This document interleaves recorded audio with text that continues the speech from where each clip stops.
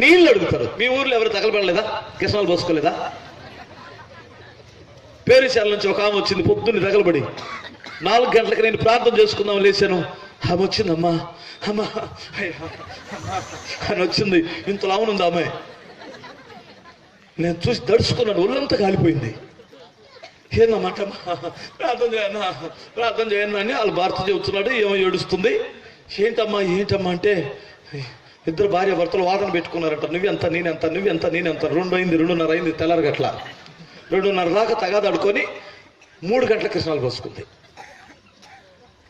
చాలా మంది ఇలా తగాదాలు ఆడుకుంటారు కదా ఇళ్లలో. వాదన ఒక్క మాటతో పోనివ్వరు.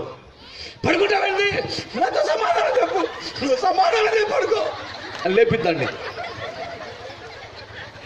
మామూలుగా అది ఇల్లు. ఆడుగాని తాగొచ్చాడు అనుకో, నేను మాట్లాడితే నువ్వు చెప్పు అంటాడు వాడు. అది 2 అవ్వచ్చు, 3 అవ్వచ్చు. ఈ వ్యాధులకు తట్టుకోలేక కిసనాలు పోసుకుందండి. ఆమె అడిగిన మొట్టమొదటి మాట ఏమిటంటే, అన్నా నీది అన్నం పెడతాను అన్నా, కాదు నీళ్ళు తెప్పించా అన్నా అని అడుగుతాడు. నేను తాగకూడదు అంటాడు. అంటే నాకు అప్పుడు అర్థమైంది, ఓ ప్రభువా, వాడు ఎందుకు చుక్క నీళ్ళు అడిగాడంటే వాడు ఖచ్చితంగా అక్కడ కాలుతున్నాడు. వాడికి అక్కడ దాహం ఉంది, కానీ దాహం తీర్చుకోవడానికి చుక్క నీరు కూడా వారికి ఇచ్చే పరిస్థితులు అక్కడేమీ లేవు. మీరు ఎప్పుడైనా మీ అడుక్కోవడానికి మీ ఇంటికి వచ్చి ఎవడైనా వచ్చి అమ్మా తల్లా ఒక గ్లాస్ నీళ్ళు అమ్మా అనే గాడిద ఎవడైనా తగిలాడా? ఇక్కడ ఒకవేళ నువ్వు నీళ్ళు, అబ్బాయి మంచి నీళ్ళు తాగిన, గిన్నెడు సన్నీళ్ళు తాగినా పర్వాలేదు అయ్యా అని ఇస్తే నీ ముఖాన్ని కొట్టడా? నేను పాలకొల్లో కారు ఆపామండి. ఒక ఆమె వచ్చి కొంచెం దారుణంగా అడిగింది. నేను చూసి 5 రూపాయలు ఉండి మంచిదే కదా అని ఇచ్చాను. 5 రూపాయలు అడుక్కునే మనిషే కదా అని ఇచ్చిరేసిన కారు. చూడబోతే పెద్ద కారు 5 రూపాయలకి ఏం వస్తాయండి? అమ్మాయి వాళ్ళు ఇల్లు చూస్తారేమోనని మర్యాదకు 20 రూపాయలు చెల్లి త్వరగా అంటే 5 రూపాయలు ఇస్తే ఆ విషయం కారులో వేసిందండి. కావనేమంటాం, మళ్ళీ పెద్ద కారు. అంటే ఇక్కడ ఎంత చక్కగా అన్నం పెట్టమని డబ్బులు ఇవ్వమని అడుక్కుంటున్నాడు. కానీ వాడు అక్కడ ఏమడిగాడు? చుక్క. దయచేసి గమనించాలి. గ్లాసు నీళ్ళు కదా బ్రదర్, ఒక చుక్క నీటితో నా నాలుకను అర్థమని చెప్పాడు. అది కూడా అవకాశం లేదు. ఇంకా అక్కడ ఇంకోటి ఉందండి, జ్ఞాపక శక్తి ఉంది. అబ్రహామును గుర్తుపట్టాడు, ఇంకెవరిని? లాజరుని గుర్తుపట్టాడు. ఎంతవరకే కాదు, అసలు భూలోకములో తనకు ఎవరెవరు ఉన్నారో కూడా అతనికి గుర్తుంది. నాకు 5 సహోదరులు ఉన్నారు. వాళ్ళు నాకంటే పెద్ద ముదురులు. ఇక్కడ నుండి ఒకడెవడైనా వెళ్తే నమ్ముతారేమో, పంపించండి. ఎందుకు? సువార్తను చెప్పమనండి. వాడి రిక్వెస్ట్ అండి అది. మీకు అర్థమవుతుందా? అప్పుడు అబ్రహాం గారు ఏమన్నారంటే, ఒరే ఇక్కడ నుండి వెళ్ళినా అక్కడికి వెళ్ళి చెప్తే కూడా వాడు నమ్మరు. ఒకవేళ వాడు నమ్మాలనుకుంటే, వాడు విధేయుడైతే అక్కడ చెప్పేవాళ్ళు చాలా మంది సేవకులు ఉన్నారు. స్తోత్రం చెప్పగలరు. ఇంత గోల అవసరమా పాస్టర్ గారండి? ముందు మాకు అది చెప్పండి పాస్టర్ గారు. 3 రోజుల నుంచి మమ్మల్ని చంపేస్తున్నారు నిద్ర లేకుండా. అది చెప్పు. మీ చర్చిలో చేసుకోకూడదా? మాకంత అవసరమా? మిమ్మల్ని ఏమైనా ఇబ్బంది పెడుతున్నావా అని ఒక్కొక్క అయ్యగారు వస్తారు. మమ్మల్ని రిక్వెస్ట్ చేస్తుంది ఎవరో చెప్పనా? దేవుణ్ణి రిక్వెస్ట్ చేసేది పాతాళములో ఉన్న మీ బంధువులు, మీ తాత, మీ నాన్న, మీ బంధువులు, మీ రక్త సంబంధులు ఉన్నారే, వాళ్ళు దేవుణ్ణి రిక్వెస్ట్ చేస్తున్నారు, అయ్యో సువార్తను చెప్పమానండి అని. దేవుడు ఏం చేస్తున్నాడంటే, మేము నమ్మకంగా చేస్తామని ఇదిగో ఒక బృందాన్ని లేపాడు. స్తోత్రం చెప్పాలి ఒకసారి. హల్లెలూయా చెప్పగలరా? సువార్త ప్రకటించమని మమ్మల్ని దేవుడు బలవంతం చేస్తున్నాడు. ఎంతమంది సద్వినియోగం చేసుకుంటారో అది వేరే సంగతి, ఎవరి లెక్క అది. దేవుని స్తోత్రం చెప్పాలి. హల్లెలూయా చెప్పగలరా? అందుకని ఇప్పుడు ఈ కోటాలు పెట్టడానికి కారణం ఏంటి? ఏ గారి దగ్గర డబ్బులు ఉన్నాయా? జాగ్రత్త, డబ్బులు లేకపోయినా కూటం పెట్టుకో. నన్ను పిలవద్దులే ఇంకా. స్తోత్రం చెప్పగలరు. హల్లెలూయా. చంపేస్తాడండి నా. స్తోత్రం చెప్పండి ఒకసారి, రెండు చేతులు చెప్పండి. హల్లెలూయా. సువార్తను ప్రకటించాలి. సరే, ఒక విషయం, ధనవంతులంతా ఎక్కడికి వెళ్ళిపోతారు? పాతాళంక. మీకు కొంచెం అర్థం, పరలోకానిక లేదు, దయచేసి వినండి. వీడు ధనవంతుడే పాతాళానికి వెళ్ళాడు. అయితే మన ఉద్దేశం ఏంటంటే, అమ్మాయి ఇక్కడ మనం పేదవాళ్ళగా ఉన్నా రేపొద్దున పరలోకానికి వెళ్తావులే అమ్మా, ఇక్కడ లేకపోయినా అక్కడ ఉంటుందిలే అమ్మా. నీకు ఒక్కొక్క తల్లి. ఓకే, నీ నిరీక్షణ మంచిదే, నీ విశ్వాసం మంచిదే. అయితే ధనవంతులంతా నరకానికి వెళ్ళరు, పేదవారంతా పరలోకానికి వెళ్ళరు. ఇక్కడ వీడికంటే వాస్తవం చెప్పాలంటే అబ్రహాము యొక్క ఇంట్లో పాలేరు కూడా పనికిరాడు వీడు. ఈ ధనవంతుడు ఇతనికంటే అన్ని రెట్లు ఆస్తి అబ్రహాం గారికి ఉంది. ఇది కాకపోతే ఎచ్చులు మారి ధనవంతుడు. అర్థమైంది? ఎచ్చులు మారి ధనవంతులు ఉంటారు, తగ్గించుకునే ధనవంతులు ఉన్నారు. ఆయన తగ్గించుకోవడం అంటే గుడారంలో ఉన్నటువంటి విధేయత కలిగిన ధనవంతుడు. వీడు కోటలు కట్టినటువంటి ధనవంతుడు. అందుకని వీడు ధనవంతుడు అనే పేరు వచ్చింది. వీడి తాత లాంటి వాడు. అసలు వాళ్ళ ఇంట్లో ఎలియాజరు దగ్గర కూడా పనికిరాడు వీడు, ఈ ధనవంతుడు. అర్థమవుతుందా? వీడు ఎక్కడుంటే ఇతని కంటే గొప్పవాడు ధనవంతుడు పరదేశంలో ఉన్నాడు. కారణం ఏంటి చెప్పనా? ఇతరును ఆశీర్వదించింది సాతానుడు, అతను ఆశీర్వదించింది దేవదేవుడు. దేవునికి స్తోత్రం చెప్పాలి. హల్లెలూయా. ఈ ఆశీర్వాదం భూమి మీద వరకే ఉంటుంది. అబ్రహాము ఆశీర్వాదం ఇక్కడ మాత్రమే కాదు, అక్కడ కూడా ఐశ్వర్యాన్ని కలిగిస్తుంది. ఇప్పుడు మీకు అర్థమైంది ఏ ఆశీర్వాదం కావాలి? ఇదా అదా? అదే ఇదా? అది కావాలంటే మనకి ఎవరు తోడు ఉండాలి? చెప్పరేంటండి? అది కావాలంటే ఆ మనుషుడికి యెహోవా తోడై ఉండెను. స్తోత్రం చెప్పాలి. ఇప్పుడు నువ్వు తూగుతున్నావనుకో, దేవుడు తోడై ఉండి పడకుండా కాపాడుతుంటాడా? చెప్పరేంటండి? స్తోత్రం చెప్పండి ఒకసారి. ఇప్పుడు నువ్వు పాపంలోనికి వెళ్ళావు, సినిమాకి వెళ్ళావు, ఉదాహరణకు సినిమాకి వెళ్ళావు, ఆయన గేట్ దగ్గర కాపలా ఉంటాడా? వెళ్ళొచ్చు, నాకు నేను ఇక్కడ ఉంటానమ్మా, నీకు తోడై ఉంటానని కదా ఇడిచిపెట్టేస్తాడు. చూడండి, నువ్వు పోకూడని స్థలానికి వెళ్ళినప్పుడు దేవుడు నీకు తోడై ఉంటాడా? అంటే దేవుడు మనకు కొన్ని సరిహద్దులు నియమించాడు. ఆ సరిహద్దులలో దేవుడు ఇచ్చిన కట్టడంలో మనం ఉన్నప్పుడు ఖచ్చితంగా దేవుడు మనకు తోడై ఉంటాడు. దేవునికి స్తోత్రం చెప్పాలి. హల్లెలూయా. మన హద్దులు దాటినప్పుడు దేవుడు ఆ స్థలానికి వెళ్ళలేడు కదా, వస్తాడా? చెప్పరేంటమ్మా? స్తోత్రం చెప్పండి. దేవుడు ఆశీర్వదిస్తే ఖచ్చితంగా ఒక నిదర్శనం చెబుతాను మీకు. దేవుడు నన్ను ఆశీర్వదించాడు అనడానికి అన్ని విషయాల్లో గుర్తేంటన్నా అని మీరు ఎవరైనా అడిగితే, ఇక్కడ ఒక చిన్న గుర్తు నేను ఇందాక చదివాను. ఏమిటంటే, ఫిలిష్తీయులు అతని యందు అసూయపడింది. చూసారా? అదొక్కటే గుర్తు. మీకు గమనించండి, నీ తోడి కోడలు నీ మీద అసూయపడుతుందంటే దాని అర్థం ఏంటి? కొంచెం ఒక స్టెప్ నీవు. మరి ఎందుకమ్మా ప్రతిదాని కళ్ళు మా మీదే ఉంటాయి అమ్మా, ఇలా కళ్ళల్లో కారం కట్టని తిడతావు? నీకు మైండ్ ఉంటే అలాంటి తిట్లు తిడతావా? అర్థమవుతుందా? హల్లెలూయా.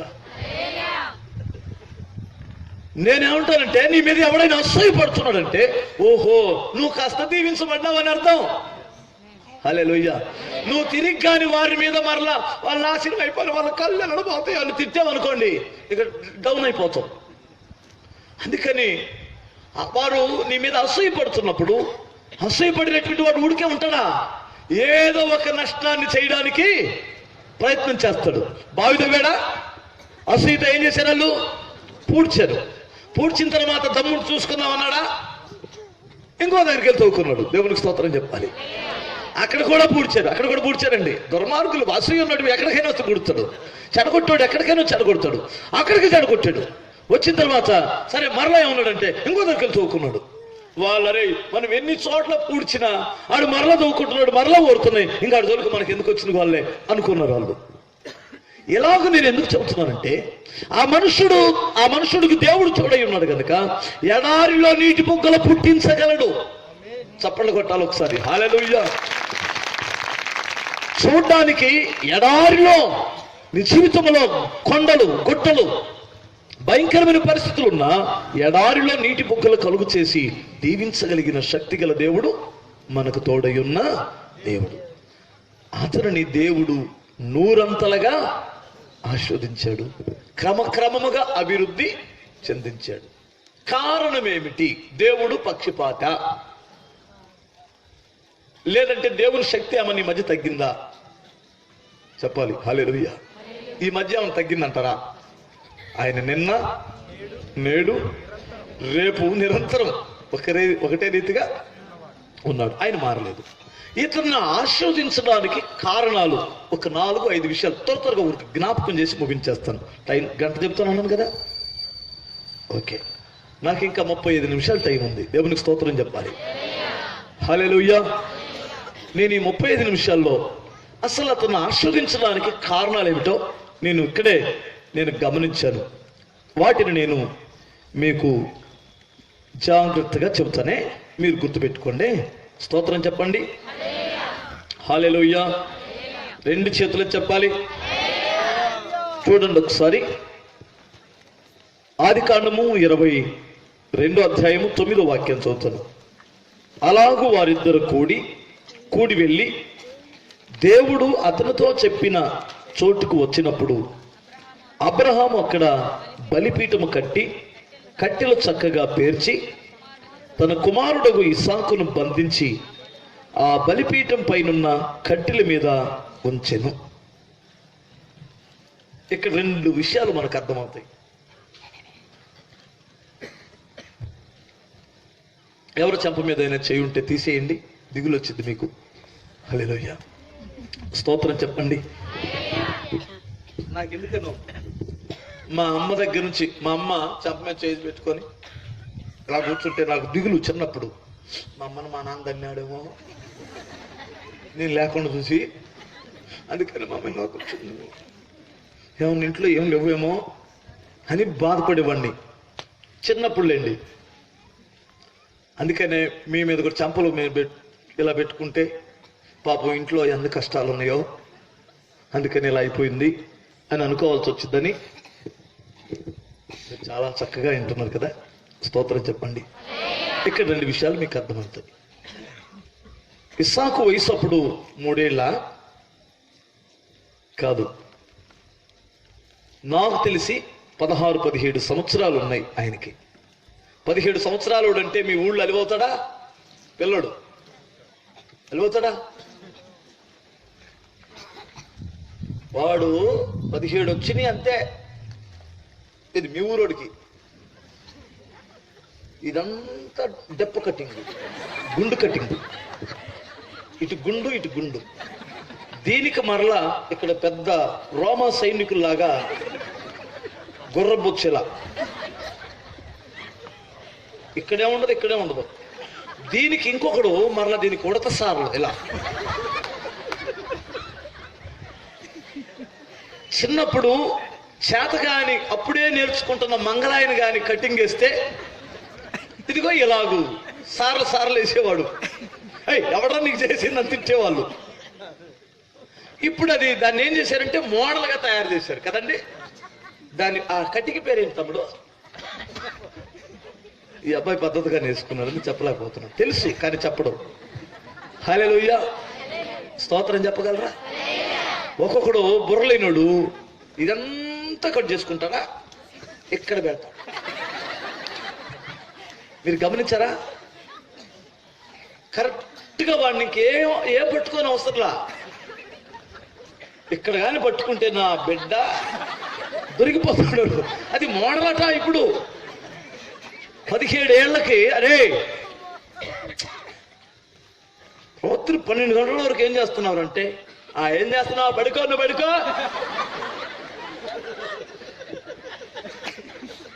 మన గుంటూరు భాష ఎలా ఉంటుందంటే, గుంటూరు టౌన్లో, ఇక్కడ కాదు, వస్తారే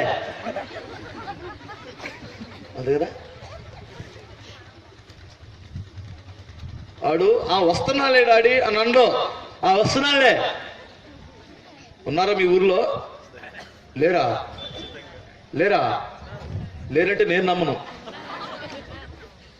లేరంటే నేను నమ్మనండి. ఎందుకు ఈ దరిద్రులు బాగుపడరంటే ఇదిగో నేను చెబుతున్నా నేనండి. వాళ్ళ నాన్న చెప్పాడు, నానా మనం ఆ పర్వతం మీదకి వెళ్ళి బలర్పించుకొని వద్దాం అని చెప్పాడు. సరే వెళ్దాం నాన్న అని బయలుదేరాడు. ఏమన్నా పసిపిల్లోడా, పాలు తాగేవాడా అర్థం కాకపోవడానికి చూసారా, అడిగాడు, నాన్న బలి అన్నావు, దహన బలి అన్నావు, అదిగాక కత్తి ఉంది, తాడుంది, కట్టెలున్నాయి, నిప్పు కూడా తెచ్చుకున్నాం, మరి గొర్రెపిల్లేదు నాన్న అని అడిగాడు. తండ్రి ఏం చెప్పలేక, ఈయన 100 సంవత్సరాలు వాడు, 100 సంవత్సరాలు 110 సంవత్సరాలు ముసలాయన, 115 సంవత్సరాలు ముసలాయన. సరే అదంతా కాదులే నాన్న, అక్కడ దేవుడు చూసుకుంటాడు లేరా అంటే ఈ ముసలాయనకి పెద్ద పెద్ద రాళ్ళు కూడా ఏమి లేవు. అనుభవం ఉంది, బలిపీఠం కట్టి అనుభవాలు ఉన్నాయి, కానీ దాన్ని ఎట్లా పేర్చాలి అనుభవాలు ఉన్నాయి, కానీ అక్కడ రాయి లేపుతాడు ముసలాడు. ఈ అబ్బాయి తీసుకొచ్చినప్పుడల్లా అతనికి అర్థమైపోయింది, అన్నీ ఉన్నాయి, అన్నీ సిద్ధపరిచాడు. అది ఎడారి, భయంకరమైనటువంటి ఎడారి. అంటే అక్కడ ఏ చెట్లు ఉండవు, అర్థమవుతుంది, చిన్న చెట్టు కూడా ఉండదు. మరి అక్కడ గొర్రె పిల్లలు ఎక్కడ ఉంటాయి? లేవు. ఖచ్చితంగా గొర్రెను నేనే అని అతనికి తెలుసు, కానీ పరిగెత్తగలడు. ముసలాడా అని వెళ్ళిపోవచ్చు.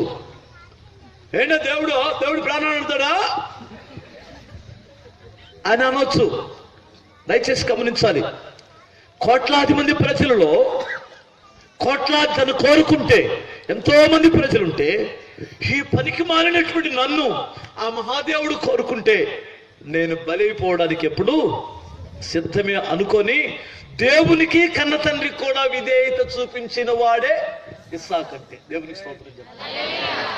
ఎప్పుడు నువ్వు విధేయత చూపిస్తావో దేవుని కనికరం నీ మీదకి వస్తుంది. దేవునికి స్తోత్రం.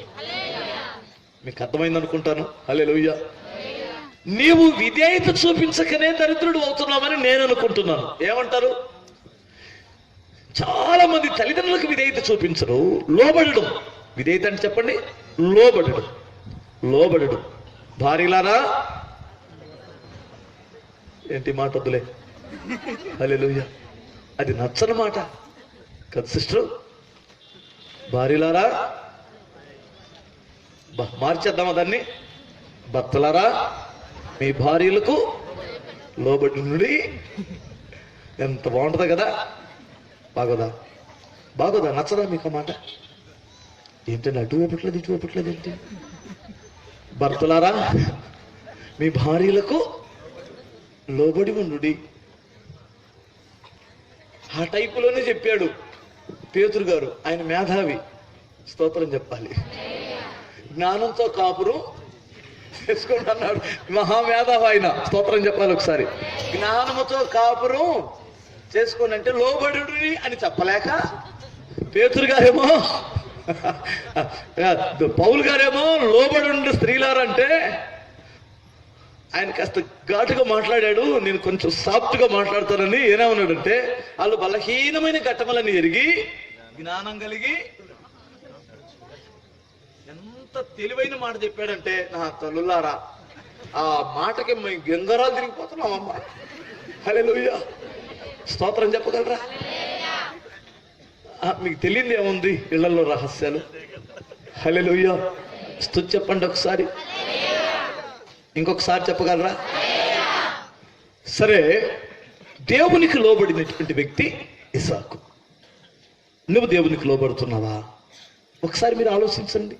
దేవా నన్ను దీవించండి, ప్రభువా నేను చర్చికి కూడా వస్తున్నాను కదా తండ్రి, నీ మందిరానికి కూడా వస్తున్నాను కదా నాయన, పోయిన సంవత్సరం నుంచి వస్తున్నాను ప్రభువా అంటున్నావు. ఓకే, మంచిగా. ఎవరిని బ్రతికించడానికి వస్తున్నావు? అసలు ఎందుకు వస్తున్నావు నువ్వు చర్చికి? వస్తే ప్రతిఫలం ఏమిటి? నువ్వు వస్తే దాని అర్థం ఏంటి? ఇప్పుడు నీ పిల్లోడిని సంవత్సరం రోజులు స్కూల్కి పంపించావు, ఫీజు కట్టావు, నువ్వేమడుగుతావు నీ కొడుకుని, గొడ్డోడిని? రే ఏబిసిడీలు రై అంటావు. అంటే ఏందమ్మా అన్నాడు అనుకో. ఒరే నీకేం నేర్పించారు నా టీచర్ గారు అంటావా? అనవా? ఇప్పుడు మా బతుకులు కూడా అయ్యే. మేము ఏం నేర్పిస్తున్నామో మాకు అర్థం కావట్లేదు. హల్లెలూయా. మీరు ఏం నేర్చుకుంటున్నారో అర్థమై సావట్లేదు. జాయిన్ అవ్వడానికి జాయిన్ అవ్వారు బళ్ళో. మీరు హల్లెలూయా విధేయతే చూపిస్తే ఆ మార్పు ఏమిటో కనపడాలి కదా. అర్థమంతా కూర్చోవడం చేత కావటం లేదు, మాట్లాడడం చేత కావటం లేదు, ప్రార్థించడం చేత కావటం లేదు. అర్థమవుతుంది. నీకు మారు మనసే వస్తే నువ్వు నమ్మి బాప్తిసం పొందాలి కదా, ఆ విధేయత చూపించాలి కదా. దేవుని మాటకి విధేయతం చూపిస్తున్నామా? చూపిస్తే దేవుడు ఖచ్చితంగా నేను ఇక్కడ అక్కడ కూడా ఆశీర్వదిస్తాడు. దేవునికి స్తోత్రం. ఇక్కడ ఇంకొక విషయం మనకు అర్థమవుతుంది. ఏమిటంటే తన బలిపీఠం మీద చేతులు కాళ్ళు పెట్టేశాడట. దేవునికి స్తోత్రం చెప్పాలి. బలిపీఠం మీదకి ఎక్కడం అంటే పౌలు ఏమంటాడంటే సజీవ యాగముగా మీ శరీరములను దేవునికి సమర్పించండి. దేవునికి స్తోత్రం చెప్పాలి. హల్లెలూయా. ఒకసారి మీరు ఆలోచించండి. దేవుడికి చాలా మంది అనుకునే మాట ఏమిటంటే మన హృదయం ఇస్తే చాలన్నా శరీరం ఎలా ఉన్నా పర్వాలేదు అంటున్నారు. వాక్యం దానికి అంగీకరిస్తుందా? స్తోత్రం చెప్పాలి. అంగీకరించిందా? మన శరీరం పరిశుద్ధంగా ఉండాలి. అది ఉన్నప్పుడే లోపల కూడా పరిశుద్ధంగా ఉంటుంది. చూడండి, ఒక చిన్న లింక్ చెబుతాను మీకు. హల్లెలూయా. అన్న మన బట్టల మాసిని అనుకో, మనం ట్రైన్ ఎక్కాం, 4 రోజుల నుంచి ఆ బట్టలు ఎడవలేదు, మురికి బట్టలు అయిపోయినాయి, నల్ల బట్టలు అనుకున్నాం. ఎక్కడో సాట్లే అనుకొని ఎక్కడ కూర్చుంటాం? ఖాళీ లేకపోతే అక్కడ కూర్చుంటాం. ఈ బట్టల మీద ఉన్నాం అనుకో, చచ్చినట్టు నిలబడతాం. కాసేపు ఎలా నిలబడతాం, ఎందుకని? చూసారా, ఇదే శరీరం. మరి అప్పుడేమో అక్కడ కూర్చున్నాం, ఇప్పుడేమో కూర్చోలేకపోవటం. కారణం ఏంటి? చూసారా, అదే శరీరం. అప్పుడేమో ఎక్కడో సరి కూర్చున్నాం, ఇప్పుడు కూర్చోలేకపోతున్నాం. అంటే మన బట్టల యొక్క దీన్ని జాగ్రత్తగా కాపాడుకోవాలి. నేను ఎలాంటి వాడిన ఈ స్థితిలో ఉండి నేను అలాగ కూర్చోవడం తగునా? హల్లెలూయా. తగునా? అదే కదా. నేను పాస్టర్ని అయి ఉండి ఈ బట్టలు వేసుకున్నాను కదా, ఇప్పుడు ఎక్కడోసారి కూర్చొని బురదలో కూర్చోగలనా? మట్లో కూర్చోగలనా? కనీసం నా యొక్క పేరుకైనా దేవుడు నాకు ఒక పేరు పెట్టాడు, పాస్టర్ గారు అని, అవునా, దైవజనుడు అని. ఆ పేరుకు తగినట్లయినా నేను బ్రతకాలి కదా. నేను నా అంతటి వాడు ఈ పని చేయ తగునా అంటాడు భక్తుడు కదా. స్తోత్రం చెప్పాలి. నేను నా ఇంతటి వాడు ఈ పని చేయతగునా? సమర్పించొద్దుగా? నీ కళ్ళను దేవునికి సమర్పించుకోవద్దా? ఒకసారి మీరు ఆలోచించండి. నీ శరీరాన్ని దేవునికి సమర్పించవద్దా? నీ శరీరం యొక్క ఆ విధానం, ఆ యొక్క ఆ వేషం చూస్తేనే నువ్వు దేవుని బిడ్డవనే సంగతి తెలియాలా తెలియొద్దా? స్తోత్రం చెప్పగలరా? 2 చేతులే చెప్పండి. హల్లెలూయా. ఇప్పుడు ఎంతమందికి అర్థమవుతుంది? మనం ఈ లోకస్తులు, ఈ లోకంలో బ్రతుకుతున్నా ఈ లోకం మనకి స్థిరమైనది కాదు, ఈ లోకానికి మనకు సంబంధం లేదనే సంగతి నువ్వు గ్రహిస్తే ఈ లోకాన్ని ఖచ్చితంగా ఈ లోకం నుండి ప్రత్యేకించబడతావు. దేవునికి స్తోత్రం. లోక స్నేహము దేవునితో వైద్యమని మీరు ఎరగరా? అన్యజనుల యొక్క ఆచారాలు మనం అనుసరించడానికి గతించిన కాలమే చాలు. ఇక మిగిలిన జీవితం, మన శేష జీవితాన్ని ప్రభు కొరకే వాడాలి. దేవునికి స్తోత్రం. ప్రభువా, పౌలు ఏమంటాడంటే, ఇక జీవించి వాడును అసలు నేను కాదు, నా కొరకు మరణించిన వాని కొరకు నేను జీవిస్తున్నానంటాడు ఒక దగ్గర. జీవించువాడు క్రీస్తే. ఇక నేను జీవించేది ఎవరి కొరకు అంటే, నన్ను ప్రేమించి నా కొరకు మరణించిన ఆయన ఇష్టాన్ని చేస్తాను. దేవునికి స్తోత్రం. హల్లెలూయా. చూడండి, ఒక భార్యాభర్తల బంధమే యేసయ్యకి మనకున్నటువంటి బంధం. పెళ్ళైన కొత్తలో నుండి ఆయన ఏం చేయమంటే అదే చేస్తాను, ఆయనకి ఇష్టం, ఆయన కోరాసాలి కదా కదండి. అసలు ఆయన ఏమి ఇష్టపడతాడో, ఆయన ఈ చీర ఇష్టపడతాడేమో, ఈ చీర ఇష్టపడతాడేమో, ఆ చీర వేసిద్దండి. ఈ అన్నం ఇష్టపడతాడేమో, ఈ కూర ఇష్టపడతాడు. పొద్దుగూరు ఆయన గురించి ఆలోచించుద్ది. ఎప్పుడు కొత్తలో. ఇప్పుడు ఏదో ఒకటే, తింటే తింటాడు, పడుకుంటే పడుకుంటాడు, ఉంటే ఉంటాడు, చచ్చేసి వస్తాడు. అంటే అందుకనే స్టార్టింగ్ ప్రేమ, అందుకని బైబిల్ కూడా ఉంటుంది, నీ మొదట ప్రేమను వదిలేవు, అదే నీ మీద నీకు తప్పు ఒకటి మోపాల్సి వస్తుంది. యేసు ప్రభు నమ్ముకున్న కృతుల్లో మనం ఆలోచన అంతా అలాగే ఉండేది, అవునా కాదా? ఈ మధ్య సీనియారిటీ ముదిరింది. ముదిరిందా ముదరలేదా? ముదిరి బెండకాయ అయిపోయింది. బెండకాయ అయిపోయిందమ్మా. ముదిరి బెండకాయలు ఎవరు కొంటారు? ఒకసారి చేతులు ఎత్తండి. ఏంటాడు కొనరా? మీ ఊర్లో కూరగాయలు కొట్టుందా? అక్కడ ఉంది కదా ఎంట్రన్స్ లో, ఇది కూడా ఉందా? మీరు ఎందుకనమ్మా పొద్దున్నే ఎల్లగానే బెండకాయల దగ్గరికి వెళ్ళారంటే దాని తల ఉంటుంది కదా, అది ఇరిగితేనేమో కొంటారు, ఇరక్కపోతే ముదిరిపోయి తీసి ఉంచితే ఏం కావాలి? అది పళ్ళున ఇరిగిపోవాలి. ఇరిగిందంటే దాని అర్థం ఏంటి? ముదిరితే ఇలా అంటామా, వంగినట్టు వంగిన మొదలేసిద్ది, వంగినట్టే ఉంటుందండి, మొదలేసిద్దండి. లోబడినట్టే ఉంటాడండి, లోబడ్డండి. చూసారా? జీవితం ఇలా ఉన్నప్పుడు దేవుడు నీకు ఎలా తోడుంటాడు, నిన్ను ఎలా దేవుడు దీవిస్తాడు, ఒకసారి మీరు ఎప్పుడైనా ఆలోచించగలిగరా? ప్రభువా, తెలిసో తెలియకో పిచ్చి పనులు చేశాను తండ్రి, నా కొరకు మీరు బలైపోయారు, నా కొరకే కదా మీరు వచ్చారు, లేదంటే నీకు ఏం కరం పట్టింది లోకానికి రావడానికి?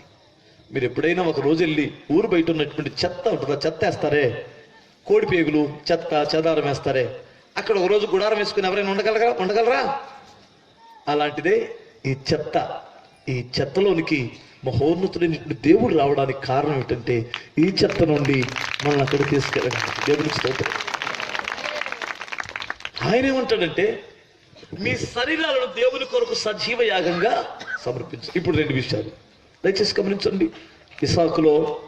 ఇస్సాకును దేవుడు అంతగా దీవించడానికి కారణం ఏమిటంటే, అతను అంతగా అభివృద్ధి చేయడానికి కారణం ఏమిటంటే, అతనికి దేవుడు తోడుగా ఉండి నడిపించడానికి కారణం ఏమిటంటే, అతడు దేవునికి తల్లిదండ్రులకు కూడా విధేయతను చూపేవాడు.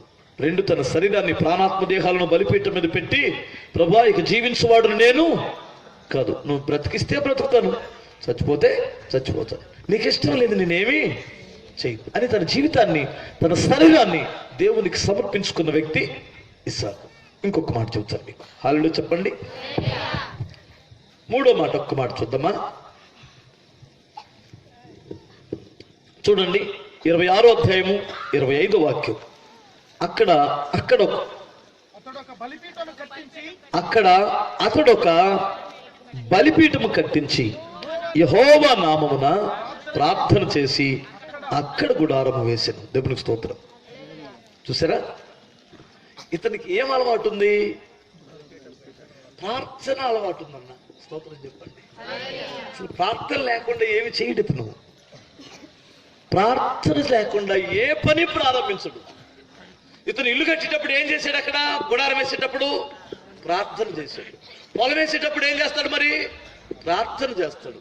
ఉదయం తన పనికి వెళ్ళేటప్పుడు ఏం చేస్తాడు? ప్రార్థన చేస్తాడు. ఏది చేసినా అతను ఏం చేస్తాడు? ప్రార్థన చేస్తాడు. మనోళ్ళు ఏం చేస్తారు?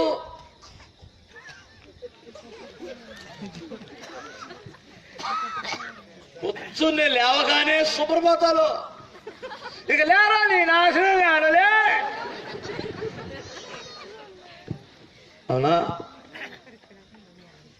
అమ్మ ప్రార్థన చేసుకుందామని పిలుచుకునేటప్పుడు కొంతమంది అనుకుంటారంట, అదే గోళ. కొంతమంది చూస్తుంటారు, నాకు సైతానుడు ఆయకలే ప్రార్థన చేసుకుందామని, నువ్వే సైతానువే అని చేస్తాడు. స్టార్టింగే ఎంత నమ్రతో చూడండి.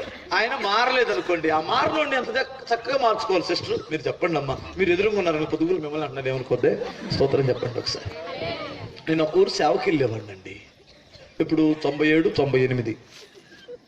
ఆ టైంలో బుధవారం ఒక ఇంకా విగ్రహారాధికుల మధ్యలోకి వెళ్ళి కూటం పెట్టి వారం నేను కూటం పెట్టి వచ్చేవాడిని.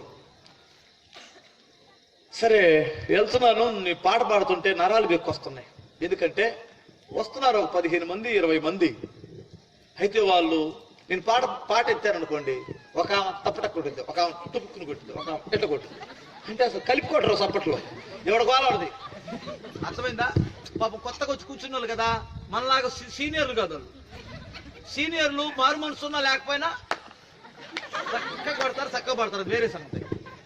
వాళ్ళు జూనియర్లు, వాళ్ళకి అసలు ఈ తాళం కలిపి చప్పట్లు కలిపి కొట్టడం, ఏమొకసారి కొట్టిద్ది, ఒకసారి కొట్టిద్ది. నేనా పాడాలి, నాకా నరాలు బిక్కొస్తున్నాయి. సరే దేవా, నాకు ఒక డ్రమ్ అన్నయ్య తండ్రి, డ్రమ్బీ నాయన, చిన్న కంజరి ఇవ్వరు తండ్రి, నా పని నేను చేసుకుంటూ వెళ్తున్నాను. సార్ నా భయం ఏంటి, అక్కడ వచ్చి కానుకలు వస్తాయి. నమ్మకంగా నీ కానుకలు, ఆ కానుకల్లో ఒక టీ తాగినా చచ్చినంత కొట్టు అంటే నేను అసలు త్రాగకూడదు, త్రాగడానికి అర్హుడిని కాదనేది నా ఉద్దేశం. నా సొంత ఛార్జీలతో వెళ్ళాలి, ఆ కానుకలు తీసుకొని వచ్చి మా పాస్టర్ గారికి ఇవ్వాలి. కానుకలు బియ్యం కూడా, సందా బియ్యం ఇస్తారు కదా, సందా బియ్యం కూడా తీసుకొని వెళ్ళి పాస్టర్ గారికి ఇచ్చేవాడిని. నేను వెళ్ళేటప్పుడు ఎక్కడైనా సోడా కానీ టీ కానీ తాగుదామంటే ఆ డబ్బులుంటే మాత్రం పొరపాటున అలా ఎండనని చచ్చాను కానీ టిఫిన్ చేయకుండా అవి మాత్రం కదిలిస్తే అమ్మో శాపం, భయం. ఇప్పుడు ఎవడైనా పంపిస్తే మరి పాస్టర్ గారు మరి మాకేందే, అందుకని వీళ్ళు బాగుపడరు, వీళ్ళు పైకి రారు. నాకు తెలుసు ఆ విషయం. నేను మా పాస్టర్ గారితో నాతో కానీ వస్తే ఏనాడు ఛార్జీ పెట్టించలేదు, నేనే పెట్టుకోవాలి.